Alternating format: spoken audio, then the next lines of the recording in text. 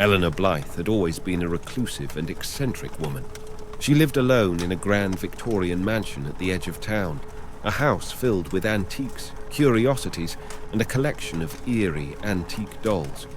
Some said she was a recluse by choice, while others whispered that something darker kept her hidden away from the world. On a chilly autumn day, the townsfolk buzzed with excitement as a new antique shop, Mystique Collectibles, opened its doors. Eleanor had heard whispers of a peculiar doll on display in the store, a lifelike doll said to be unlike any other she had ever seen. Her curiosity got the better of her, and so, with a sense of unease, she made her way to the shop. The bell above the door jingled as Eleanor entered, her presence drawing the attention of the shop's owner, Mr. Mortimer. He was a portly man with beady eyes and a devious smile. Eleanor, despite her eccentricity, had a keen intuition and could sense something off about him. "Good day, madam," Mr. Mortimer greeted her with an exaggerated bow. "What brings you to Mystique Collectibles?" Eleanor studied the doll on display, a striking life-sized figure dressed in a haunting Victorian gown, its porcelain face etched with a beautifully eerie expression. She could feel its lifelike eyes following her every move. "I've heard you possess a rather unique doll," Eleanor said, her voice as cool as her demeanor. Mr. Mortimer grinned. "Ah, you must be referring to our prized possession, the Enigma doll." He gestured toward the doll. A masterwork of artistry, I must say. Eleanor circled the doll, her eyes never leaving its haunting gaze. "May I hold it?" she inquired, her tone revealing her eagerness. Mr. Mortimer's eyes glittered with anticipation as he nodded and handed the doll to Eleanor. The moment it touched her hands, a shiver coursed down her spine. It felt unnervingly real. She could have sworn she heard a faint whisper, as though the doll were communicating with her. "Enigmatic, isn't it?" Mr. Mortimer purred. Eleanor hesitated, but couldn't resist. She purchased the doll, and Mr. Mortimer wrapped it carefully before handing it to her. Back at her mansion, Eleanor placed the Enigma doll in the center of the room, its life-sized presence unnerving in the dim light. Its eyes seemed to follow her, and the feeling that she was being watched intensified. Eleanor couldn't help but think that the doll was more than just a work of art. The first night with the doll passed without incident. Eleanor lay in bed, contemplating her latest acquisition. However, as the days went by, she became increasingly obsessed with the Enigma doll. She rarely left her home, spending hours gazing into its lifelike eyes, attempting to decipher its enigmatic expression. And that's when the doll's eerie behavior began. One evening, as Eleanor was sitting in her dimly lit parlor, she could swear she saw the doll's lips curl into a smile. The change was subtle, but it was enough to send a chill down her spine. As days turned into weeks, the doll's actions grew more pronounced. Eleanor would wake up in the middle of the night to find it in a different position, its gaze locked onto her with an intensity that made her heart race. She couldn't shake the feeling that the doll was trying to communicate something to her. One moonless night, Eleanor woke to an eerie sound, a soft tapping against the window pane. She cautiously approached, and to her horror, she saw the Enigma doll standing outside in the garden, its porcelain face now twisted into a grotesque, mocking grin. A scream escaped Eleanor's lips as she stumbled back, retreating to her bedroom and locking the door. Her heart pounded as she tried to make sense of what she had just witnessed. How had the doll moved on its own?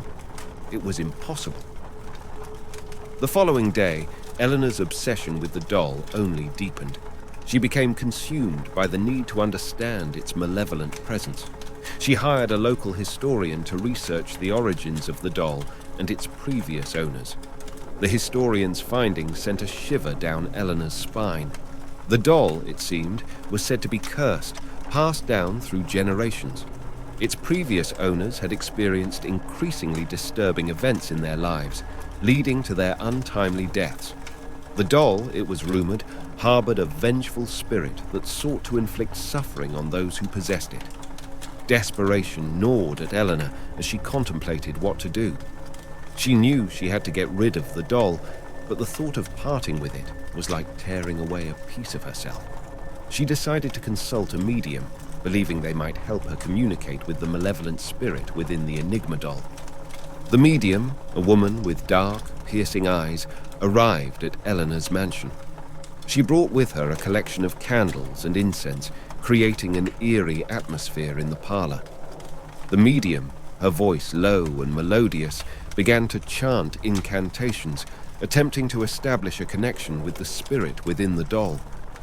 As the séance progressed, the room grew colder and the candles flickered wildly. Eleanor watched in horror as the Enigma doll's eyes turned a sinister shade of crimson. The medium's voice quavered and she abruptly stopped the ritual. "I sense a malevolent presence within the doll," she whispered. "It does not wish to communicate. You must rid yourself of it before it consumes you." Eleanor, now terrified, followed the medium's advice. She wrapped the doll in an old, moth-eaten shawl and placed it in a trunk. With great reluctance, she drove to a remote, desolate forest, determined to bury the doll far from civilization. She felt a mix of relief and sorrow as she said her goodbyes. However, as she stood beside the freshly dug grave, she heard a low, sinister whisper. The voice seemed to emanate from the doll, though its lips remained sealed.